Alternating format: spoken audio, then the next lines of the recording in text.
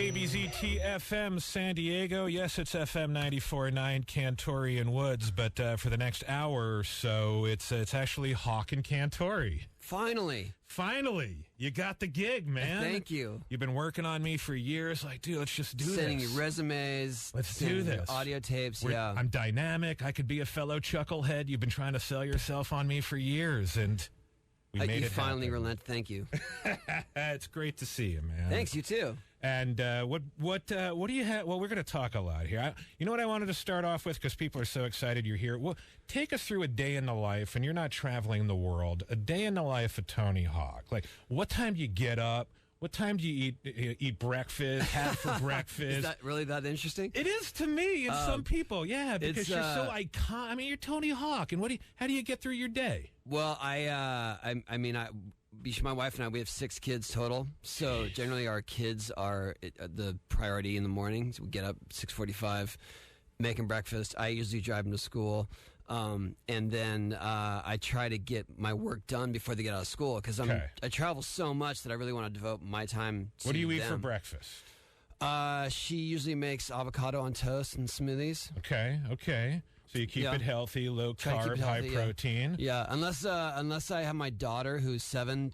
She insists on chocolate chip pancakes. Dude, I got the same thing going on. Yeah. I've got the 7-year-old daughter as well. Here's her chocolate chip waffles, Eggos. Okay, and I'm like, this again. No, this can't be good. Yeah. This can't be good. But we found a happy medium, because there's a restaurant that we go to where they make the best breakfast burritos. So that's the compromise. All right, so you get the kids off. You have your breakfast. Get the kids off, yeah, and you then get to your office and your facility out there in Vista, right? Yeah, that's where my ramp is. So, okay. I try to skate pretty much every day. Do you? Yeah, because I have a world class ramp, and a lot of the top pros like to practice there, but they usually show up around 3 because they don't have just waking up kids. Right. And so I call that the X Games finals hour. Sure. That's like when it gets really heated at my ramp. But I usually skate with my buddies who are also older and have children around like 11 or 12. So basically, I'm done with my so-called exercise or practice by the time everyone gets out of school, and it's just dad time and just being a kind parent. of, yeah. I mean, to be honest, they all skate, so a lot of times I just end up going to the skate park with them. How cool is that? It's pretty cool. So here's a question I have for you. You talk about all your, the friends and all that coming over and skating during the day. How long are you going to do this for? Because I think, I surf with guys like Skip Fry, who's into his 70s, and you're surfing and you fall in the water and you're not going to get hurt, but you're doing crazy stuff on ramps, man. When do you say I got to hang it up? Well, I've never made any ultimatums, and to be honest, I've kind of shifted my skate style to more technical tricks and not such high impact stuff. So I'm not trying to break the... You just did a loop-de-loop thing. Yeah, well, that was an exception. I was concerned about you. Yeah, that was a rough day. Okay. So those are exceptions. That's not the norm. Yeah, that's something I've been wanting to do for a long time, though. And you've mellowed out your skating style, if you will. Well, it's like I've shifted. It's not mellowed. It's just more technical. So it's as challenging to me. Sure. But it's something that I can do for longer years, because it's not like the 50-foot jumps, the 20-foot airs, like right. You're not that kind of stuff. Really do damage or bodily harm. Yeah, that kind of like the mega ramp stuff. One small mistake and it's tragic. It's over. Especially at my age. So it's really fun to sort of to morph my style into that. Sure. But I know I can't do it forever, and I'm just doing it while I can. And if I feel like my skills are waning, then I'll just do it when not in the public eye. Sure. Because I don't think I'll ever not skate. If I can stand up on my own 2 feet, I can ride a skateboard. Skate. I just may not do it in front of people. Under the scrutiny of the public. Yeah, and luckily I have a couple of private facilities that allow that. Well, just for what it's worth, man, and I'm someone who doesn't even really skate other than, get on a longboard every once in a while. You inspire me, and seeing you out there still doing it and how active you are and engaged you are in the community, it keeps me moving forward. Oh, thank you. Yeah, I mean, it's honestly like everything right now is just a nice surprise. Yeah. It's so much fun. The idea that I'm still a pro skater into my middle age, and But you got it figured out, man, at least from my perception. It just seems like you have such a great balance right now between work, family, your career, where you're at in your career. You recognize the fact that you're aging in your industry, but you still attract a younger audience, and I just think that's brilliant. Oh, thank you. I truly do. It's really fun. I mean, and I do it. I mean, it's more intuitive than anything. It's not like some master plan. No way would I've ever planned this trajectory when I was in my 20s. You know, when I was in my 20s, it was basically if you got to the age of 30, you were way too old. Right. You know what I mean? That's just unheard of. But and nowadays, now you're 40. You just turned 40. Yeah. Did I just turn 40? I don't know. I'm going with that. I wish I just turned 40. 570-1949 is the phone number here if you'd like to talk to our co-host, Tony Hawk. It's Hawk and Cantore, and he's taken over some music as well, I understand. In fact, you wanted to start off with an X song. Is that correct? Yeah, I was trying to get back to the roots of, alternative and punk, and I feel like X is a good example of that. And they played at one of our events once, and I'm a big fan of theirs. So right on, man. All right, call Tony now. 570-1949. FM 94.9, it's Hawk and Cantore. Yes, Tony Hawk, our guest today. Woods has been out of town for a couple, so I hit Tony up on Twitter, and he was kind enough to come down here and spend some time, in the studio, and hopefully you're having a good time. I am, thank you. Saved me from taking the kids to school today. Yeah, and I love the fact we were just talking off air that when you drop your kids off at school, you give them motivational quotes first thing in the morning. Yeah, I try to. I love that. Sometimes I'm scrambling as we pull into the car, as we come up with one. Like, oh no, I don't have a good one, and then I'll just quote a song. Do you remember the last one you shared? Because I can always use some motivation. What was the last one I shared? I think I used just like when life hands you lemons, make lemonade, because we were listening to this song, this rap song about lemons. So. Okay. So you went with the old standard. Yeah, but the rap song is actually about diamonds around your neck, and they refer to them as lemons. Oh, okay. So I was trying to bring it back. You know which one I use a lot when it comes to motivational speeches with my kids, and this is going to seg into my next question for you. I go to the George McFly. If you put your mind to it, you can accomplish anything in life.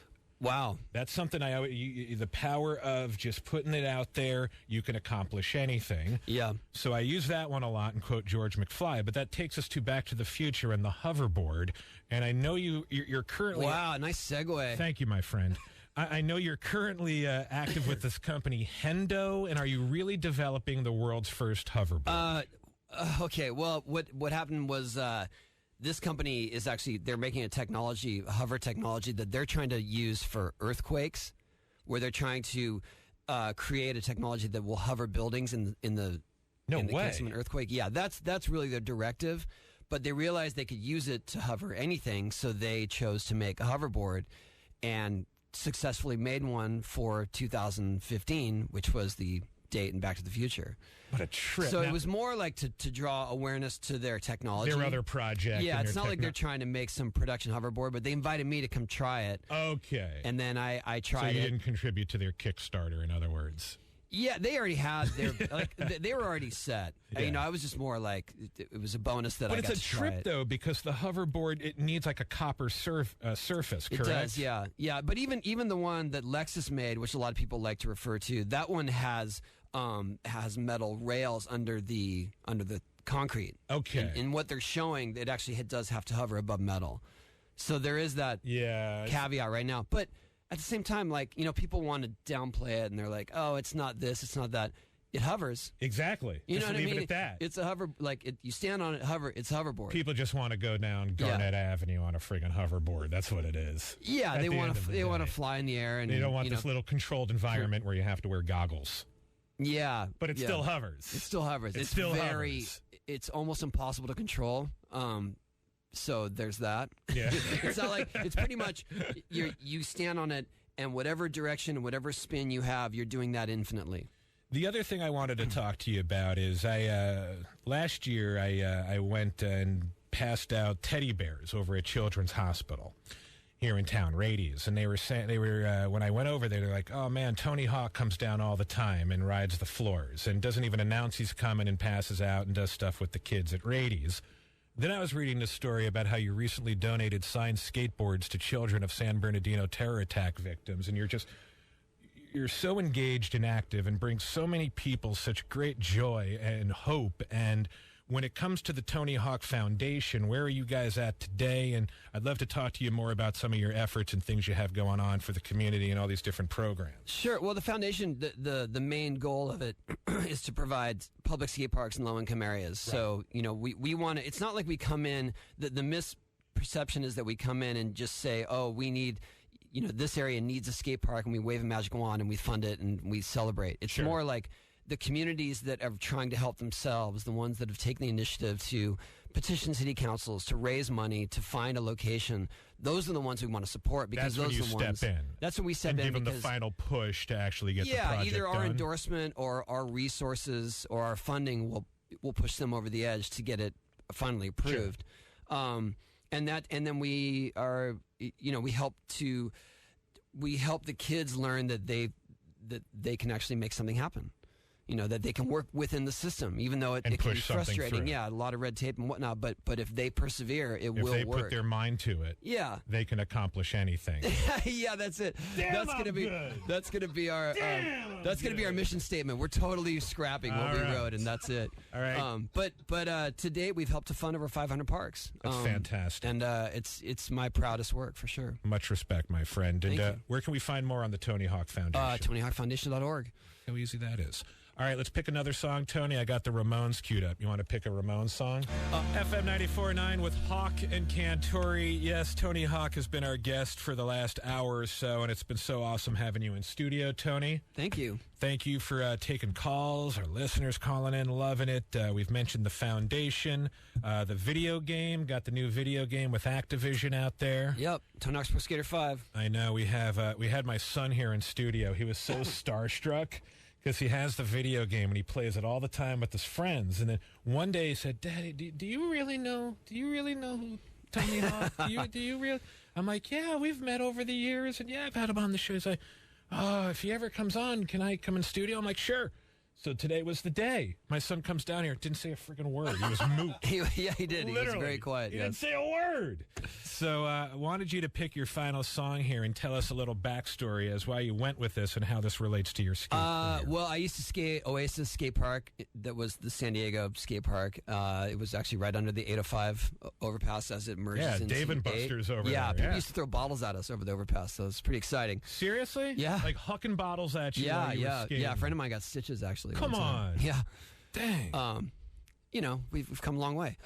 But I remember they used to play Devo Freedom of Choice, the album, a lot of the time, including, among other things, Dead Kennedys and stuff like that. But so they'd have it blaring at the skate park. Yeah, and I remember that was one of my first introductions to what would be punk, new wave, and Gates of Steel just hit home for me. It was one of my favorite songs, still is to this day. Actually, I've gotten to know Mark Mothersbaugh since then. Didn't you take them on the road with the Huck Huck Boom Jam years ago? They played two of our shows. Yeah, they played San Diego. That's right. And they played Anaheim. That's right. And that was like, the whole thing, Spicoli, like, spent his reward money having Van Halen to play. That was my birthday party. Having Devo play Boom Boom Huck Jam. That was the first time I did 900 on that tour, actually, because they were right there playing Gates of Steel. No! I swear. And you were saying regarding Mark, you recently talked to him? Yeah, well, he and I might be doing a project together. So, like, we hang out. It's so weird. He's the friggin' coolest. He's the coolest. You can't out-cool Mark. Yeah. This is it. Gates of Steel by Devo. One of my favorite songs of all time. It's FM 94.9, Hawk and Cantore. Good times.